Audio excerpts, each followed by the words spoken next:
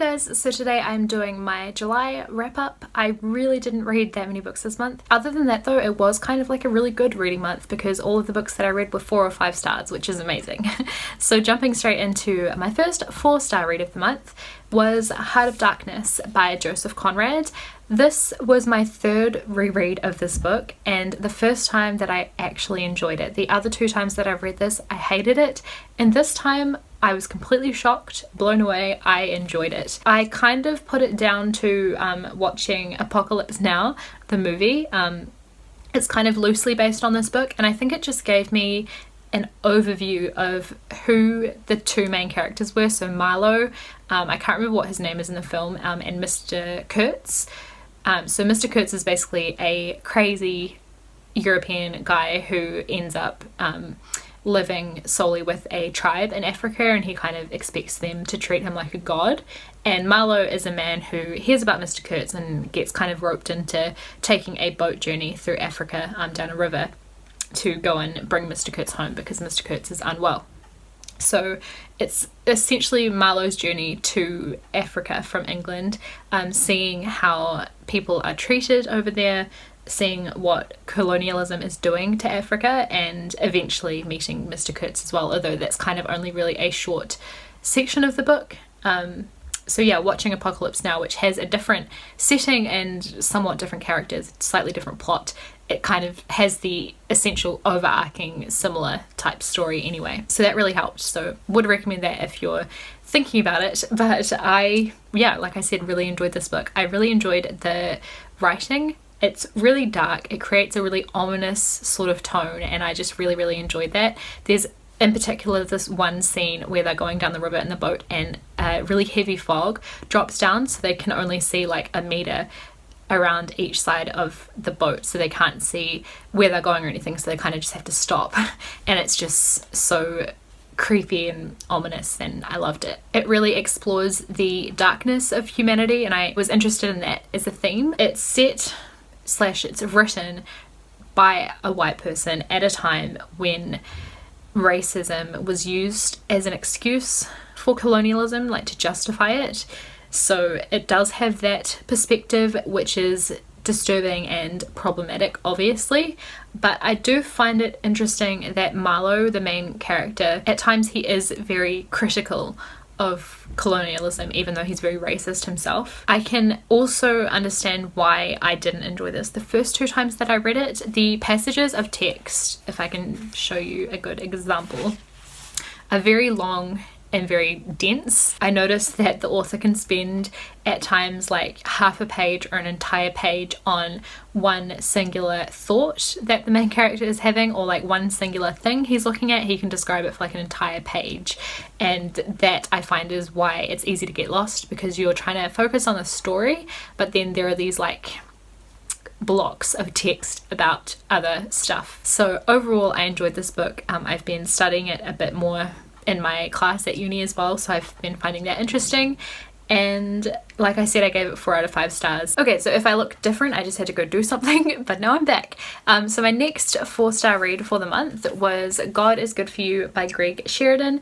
I have a full review of this on my channel if you want to know more about it, but it is a non-fiction book, and as it says, a defense of Christianity in troubled times. So Greg Sheridan's kind of argument is that Christianity is on the decline. He goes into some of kind of like the reasons why and things like that, and then he presents his thoughts on why Christianity is a good thing, like the good things that Christians are doing, like the kind of modern updated movements that are kind of happening within Christianity. So it's really interesting, and I recommend giving it a read no matter your religious background. I think it's just one that's interesting reading for everyone. If you're interested in stuff like sociology, philosophy, that kind of stuff, it all kind of links in. So like I said, 4 out of 5 stars. And then my final 4-star read for the month was Wuthering Heights by Emily Bronte. I also have a full spoiler-free review of this up that just went up a couple days ago. This was the Classics Clique book of the month, and I quite enjoyed this one as well. It was totally not what I expected when I first heard of Wuthering Heights. I never really looked into what it was about.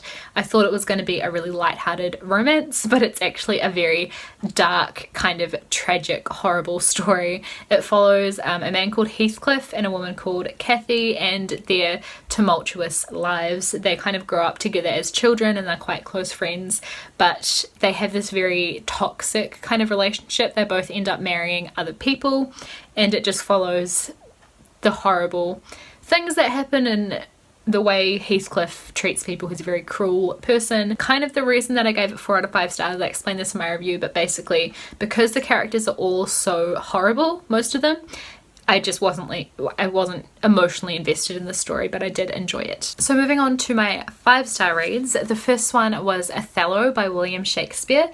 This is one of his plays, obviously, and I had to read this for uni, but I really enjoyed this one. I'd never read it before and hadn't seen any adaptations or anything like that, so I wasn't really sure what to expect. But basically it's about Othello, who marries Desdemona, and people are kind of against their marriage from the beginning anyway because they're from different cultural backgrounds. But there's a man called Iago or Iago, like I said, since I haven't seen any adaptations. I'm sorry, I don't know how to pronounce that, so if it bothers you, my bad. But Iago, anyway, that's what I'm going to call him because that's how the pronunciation looks to me.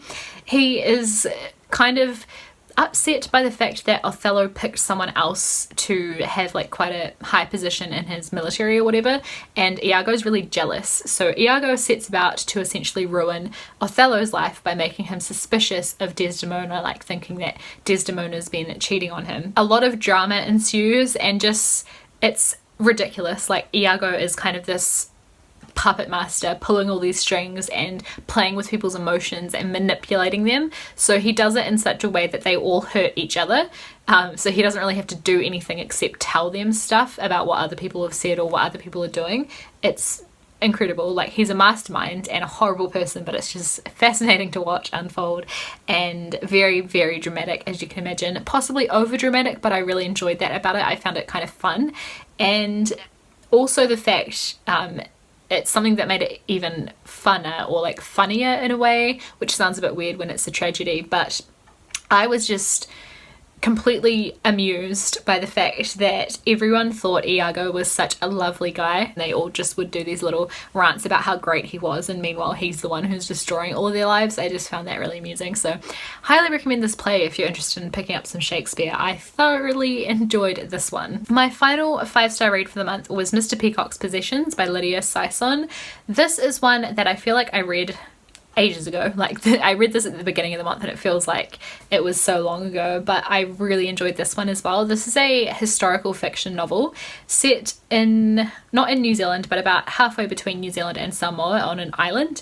A family, so a husband and wife and their children, go to live on this island, and they're the island's only inhabitants, so it's kind of their island, and they're trying to start up life there in such a way that ships passing will have to go there and they're going to be really successful. And on the day that they have some men from the Pacific Islands arrive to help them work, one of the children goes missing. So the storyline basically follows them trying to find out what happened to the missing child, but it also ends up uncovering some secrets about the island and some secrets about the family that not everyone knew and all this kind of stuff. So it's again kind of dramatic and a bit of a grim read, but I just found it so fascinating. I said this in my review of it. I have a full spoiler-free review of this if you want to check it out in more detail, but it kind of reminded me of a really dark version of Little House on the Prairie because of the fact that it's kind of this pioneer family who have gone away from society and they're trying to start their own life in this new place. It kind of had those feelings to it, and I'm just fascinated by seeing them trying to set up a household and figuring out what they're going to eat and all those kind of processes, and all that's gone into in this book, which I really enjoyed. But then you have the kind of mystery element on top of it and all of the drama happening within the family. And family dramas are not something I usually enjoy reading, but in this one I loved it.